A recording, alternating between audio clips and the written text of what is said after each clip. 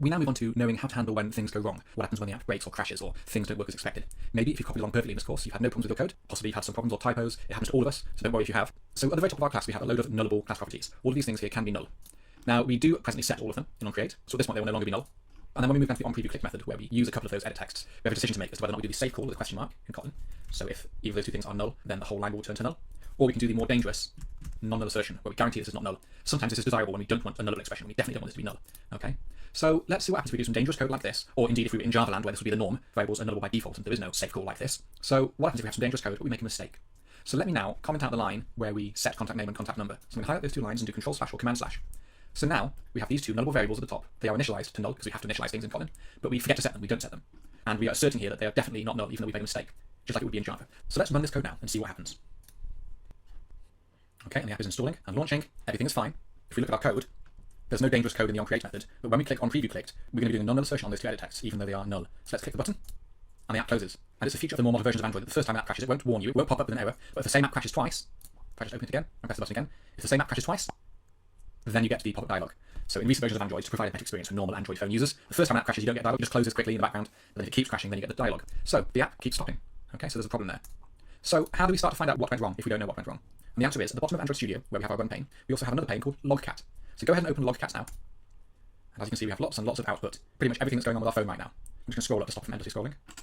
Okay, good. Two things to look out for when you first look at this is number one, that in the top left drop-down, it has definitely got your running device selected. You may have an old version of the emulator that you closed down in the drop-down, and it will say disconnected or dead. You may have your real phone if you've plugged this in. So whatever is the device that you're running the app on, make sure this is the one that's selected. In my case, I only have an emulator, so that's fine. Then in the second box, you have another drop-down. Now the app is currently closed, so it says no debuggable processes. So we don't have any app from Android Studio running. So this is just an output, if I scroll up and down, of everything on the phone that is logging. Think a little bit like our system.out.print lines. Okay, just simple console logs. So this is everything. So if I run the app again, and now you can see it has automatically changed to my app. So we have com.vinorm or whatever your package name is, the app here, okay? And this is good now. So now it filters to only the output from our app. And as you can see, it's a lot less. And pretty much all of the logs start with the date, the time, a random number, but then our package name. So we know this is from our app. And then the log message is here. Lots of D and forward slashes, okay? So I'm going to leave this logcat open with my current running device selected and the app selected. I'm going to make the app crash. So on the emulator, I'll move it over here. I'll press preview message, and then we get a whole load of red error output, okay? If I just minimize the emulator. So there's a further drop down. To the right of where it has our app in the drop down, we have a drop down with the word verbose. So that means pretty much everything, every log there is. And we can change this to different levels of debugging, and they go increasing level of seriousness. So debug info warning error. So if you ever get a crash, it's likely there will be an error output on the console. So if we select this to error now, it will only show errors. And we only have one, a fatal exception. Fatal meaning the app couldn't recover, the app crashed, it closed, okay? And if we look at this error, we can see null, expecting work search modification, you may flag line, then name or and then we can actually do the object, contact name edit text, to string. So this is a nullable variable. If there is something in contact name edit text, we should see an output that tells us that we have something there. And if we don't, then this null.toString, that should say null. So we can now see exactly what the problem is by doing our own personal log. So let's run this app again. Okay, you can see that it's clear to the console. It's got a small error, unknown bit, set to runtime flags, but that doesn't seem to be a problem. It's not a fatal error, it's not a fatal exception. You do get some random things in the console, in the logcat. If I click the preview message again, I expect it to crash, but hopefully we'll get a bit of extra info, our own personal tag above where it crashes. So let's click the button now. Yes, it's crashed again. If I take off the filter for error and go back to verbose, or even debug, that will show all of the logs that are debug or more serious. So we'll filter by debug, okay? And I can see this is my tag. Currently contact name edit text is, and then it says null. So we've done our own investigation there. We've seen specifically what the problem is by testing one of the variables, okay?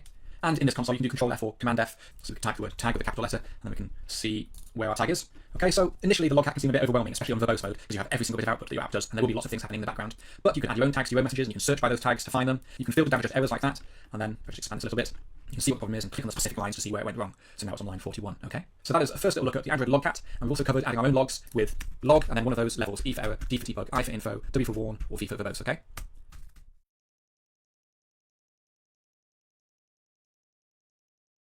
We now know that when things start to go wrong with our app, if we get a crash or something wrong with our code, we can open up this logcat at the bottom, and we can scroll through and try and see some of the errors, some of the log outputs to tell us what went wrong.